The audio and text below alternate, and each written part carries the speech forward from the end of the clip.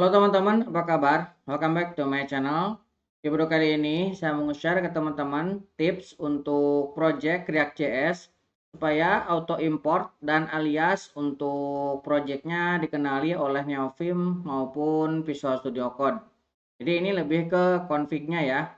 Nah, misalkan saya memiliki sebuah project di sini namanya import alias. Saya akan membukanya dengan Neovim seperti ini ya. Nah, ketika kita buka, nah, contohnya saya sudah memiliki beberapa komponen. Ini saya contohkan ada page ya, ada form, kemudian cache. Nah, di sini saya memiliki import untuk button dan juga contoh. Nah, ini kalau misalkan saya hapus, ini saya hapus ya.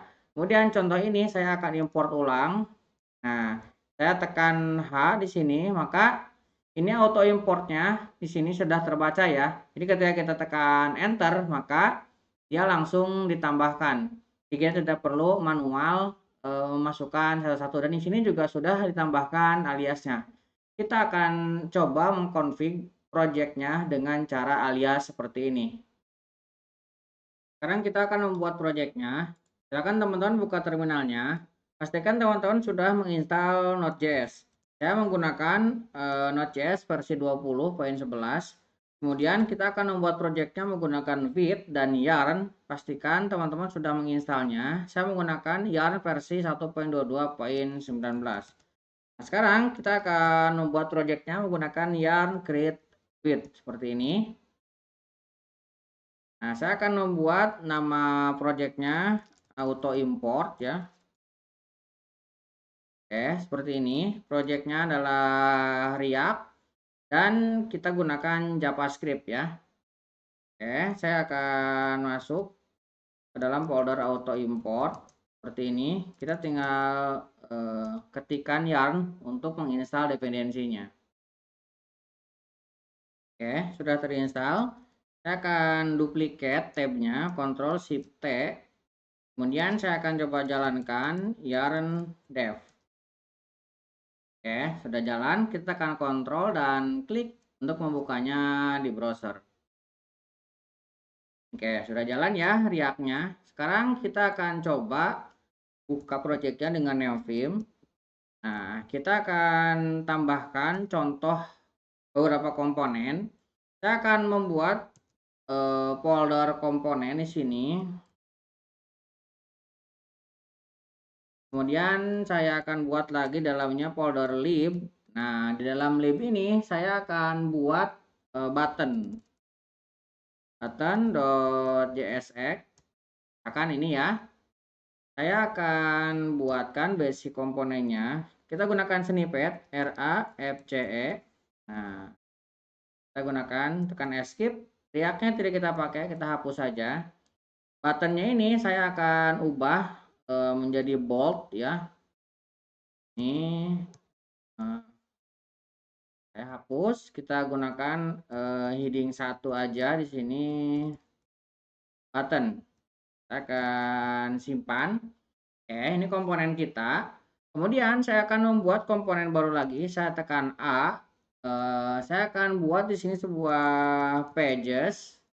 Kemudian saya akan tambahkan form. Misalkan ya. Kemudian saya akan buat my form.jsx. Nah, kita memiliki komponen ini. Kita akan buka, kemudian kita akan panggil button ini ke dalam formnya. Kita definisikan dulu basic komponennya, RAFCE, seperti ini. Nah, tekan escape, kita hapus lagi yang React-nya ini. Nah, kita akan coba panggil button ini ke sini. Oke. Ini akan saya turunkan dulu ya div-nya. Kita akan panggil button. Nah, ini kelihatan ya, auto importnya jalan. Ini bisa jalan karena file button.jsx ini kondisinya terbuka. Kalau misalkan dia terbuka, ini akan terbaca dan kita bisa auto import seperti ini. Ini kalau misalkan kita save, dia jalan. Tetapi kalau misalkan kondisinya ini di close seperti ini, kemudian ini kita coba definisikan ulang ya. Kita coba hapus dan kita coba panggil. Lihat, tidak terbaca auto importnya. Nah, ini akan jadi masalah kalau misalkan project kita sudah cukup besar dan tidak semua file bisa terbuka ya, tapi auto importnya kita ingin tetap jalan supaya mempermudah kita untuk penulisan kodenya, tidak ngetikin manual ya satu-satu. Nah, kita akan coba konfigurasi supaya itu bisa terpenuhi. Oke, kita coba hapus lagi ini ya. Misalkan saya ganti dengan heading satu aja di sini. My form. Nah, kita save dulu seperti ini. Supaya auto importnya itu terjalan, kita harus definisikan sebuah config jsconfig.json. Karena project kita JSX ya. Kalau misalkan TypeScript TSX, kita gunakan tsconfig. Saya tekan A, taruh di dalam rootnya ya. Kita gunakan namanya adalah jsconfig.json. Nah, kita gunakan di sini. Nah, dalam JSConfig kita akan definisikan supaya dia terbaca ya. Nah, kita masuk. Kita akan definisikan pertama adalah compiler option. Nah, compiler option ini. Nah, pertama saya akan gunakan modulnya. Nah, modul yang saya gunakan di sini, kalau misalkan teman-teman menggunakan ES5 ke bawah, gunakan command.js. Tapi saya akan menggunakan ES6 ya. ES6. Nah, ini boleh command yang tadi atau per ES6. Kemudian di sini saya akan gunakan targetnya. Targetnya boleh sama ES6 seperti ini ataupun di atasnya. Saya akan menggunakan ES 2020. Nah, seperti ini. Kemudian kita akan definisikan untuk modul resolutionnya. Nah, kita akan menggunakan Node.js modul resolutionnya. Kemudian kita akan definisikan base URL-nya. Base URL-nya kita akan gunakan root-nya, berarti auto importnya ya sebagai base URL-nya. Setelah itu kita akan definisikan untuk path-nya. Nah, ini yang akan kita registrasikan supaya bisa terbaca. Pertama, ketika kita menemukan src, maka akan diwakili dengan // seperti ini. Nah, ini akan mewakili folder src.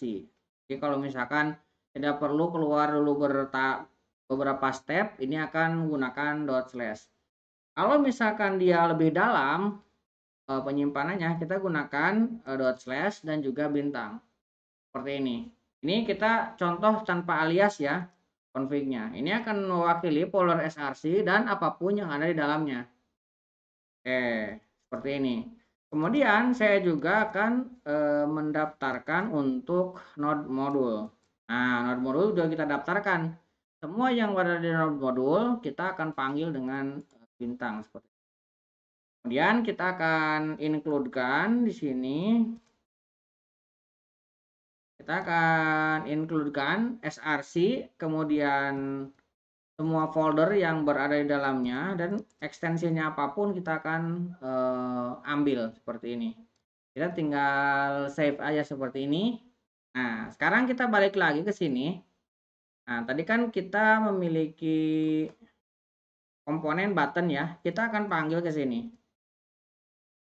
Nah, lihat, walaupun tidak dibuka filenya, sekarang importnya jalan. Kita enter. Nah, ini sekarang sudah jalan. Kita save. Ini belum dipanggil ya. Jadi ini masih di komponen aja. App-nya kita panggil ya ke sini. Ini coba kita hapus. Ini kemudian ini juga tidak kita pakai ya. Kita hapus saja. Ini juga sama. Ini dan juga ini. Di dalamnya kita akan panggil di sini my form. My form. Nah, ini juga kita coba ya my form ini kita close dulu. Kita close, kita hanya app. Kita akan panggil, lihat my form-nya terbaca ya, tuh. Walaupun kondisinya tertutup filenya, tapi importnya tetap bisa dibaca. Kita save, lihat ini sudah terbaca. Dan ini sudah berjalan ya. Nah, autocomplete importnya sudah berjalan dan kita bisa dipermudah. Kalau misalkan kita lihat di sini ada beberapa step ya. Kalau misalkan kita memiliki komponen lebih dalam lagi, ini akan sangat panjang. Misalkan saya buatkan contoh lagi di sini, saya memiliki misalkan folder 1, folder 2, kemudian saya memiliki komponen contoh.jsx. Nah, ini kan agak dalam ya. Kita akan buat komponennya seperti ini. Kita akan hapus, tidak dipakai yang ini. Saya akan tambahkan menjadi heading 1 di sini. Saya akan contoh seperti ini ya. Kita save. Ini contoh, kita akan close. Kemudian kita akan panggil ke sini. Kita panggil contoh, lihat auto importnya jalan. Kita enter. Oke. Kita slash, kita save. Kita lihat di sini contohnya sudah masuk. Berarti kita mengimport sudah benar dan berjalan. Nah, bagaimana kalau misalkan kita ingin titik-titik ini kita ganti dengan alias supaya lebih rapi. Nah, kita harus definisikan di dalam JS-nya ini. Nah, sebelumnya kan kita seperti ini. Ini kita akan remark, kita akan ganti dengan alias. Kita akan gunakan add komponen. Ini gunakan add komponen. Nah, kita memiliki src kemudian komponen. Ini harus sama ya penulisannya, komponen. Kalau ada S-nya, pastikan juga di sini ada S-nya. Kita akan mewakili semua yang berada di dalam folder komponen akan diwakili dengan add komponen dan apapun yang ada di dalamnya. Kemudian saya juga akan mewakilkan untuk pages. Nah, pages juga sama. Saya akan mewakili src pages bintang. Ini kan ada src, pages, dan apapun yang ada di dalamnya. Kita memiliki dua komponen. Nah, kalau misalkan ini sudah kita definisikan, nah kita bisa panggil ke sini. Nah, ini kita akan coba hapus dulu ya. Kita hapus. Buttonnya ini kita akan panggil lagi. Button, lihat, sekarang sudah ada add komponen. Kita enter, tuh, lebih rapi ya. Yang contoh, kita panggil ke sini contoh. Ini juga sama, add komponen lib dan seterusnya. Ini ya. Kita save, lihat dia jadi error karena si Vite ini tidak mengenali walaupun importnya sudah ada. Ini juga sama. Kalau misalkan ini kita hapus, kemudian kita import ulang. Nah, ini juga sudah pages ya di sini. Supaya bisa dikenali sama project Vite-nya, kita harus registrasikan lagi, bukan hanya di JS-nya saja, JS config-nya. Kita harus daftarkan ke Vite-nya. Di sini belum ada, kita harus registrasikan. Pertama, kita akan gunakan pet. Kita akan import pet dari pet. Nah, ini akan kita pakai nanti ya.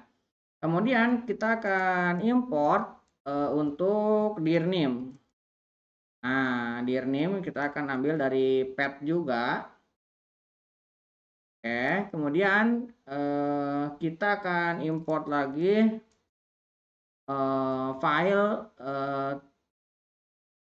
URL to pet. Ini juga nanti kita gunakan ya, URL to pet. Oke. Kemudian kita buat sebuah konstanta. Di sini saya akan buat file name. File name kita gunakan file URL to pet. Kita akan import meta URL-nya. Oke. Kemudian saya akan menggunakan dir name. Nah, dir name ini kita akan ambil dari file name-nya. Oke ya. Nah, ini pet-nya belum kita pakai. Kita akan gunakan di sini. Oke, kita akan resolve. Nah, kita akan resolve. Kemudian, nah, kita akan definisikan alias. Nah, alias yang kita miliki tadi add komponen. Nah, kita tadi memiliki add komponen. Kita menggunakan pet. kemudian kita resolve, kemudian dirname-nya kita ambil. Ini mewakili apa? Ini boleh dot slash ataupun langsung juga seperti ini bisa ya. Nah, kemudian komponen, ini yang barusan ya. Kemudian kita memiliki juga pages. Nah, pages ini juga sama, path, resolve, dirname-nya kita ambil, src, pages. Nah, ini juga sama, pages ya. Kita akan save. Lihat, sekarang sudah terbaca. Jadi alias kita sudah berhasil. Teman-teman bisa lihat ini lebih rapi dibandingkan dengan titik-titik tadi ya. Kemudian kalau misalkan kita lihat yang my form ini juga sama, lebih rapi. Kita menggunakan alias komponen. Oke, kurang lebih seperti itu. Mudah-mudahan bisa membantu teman-teman.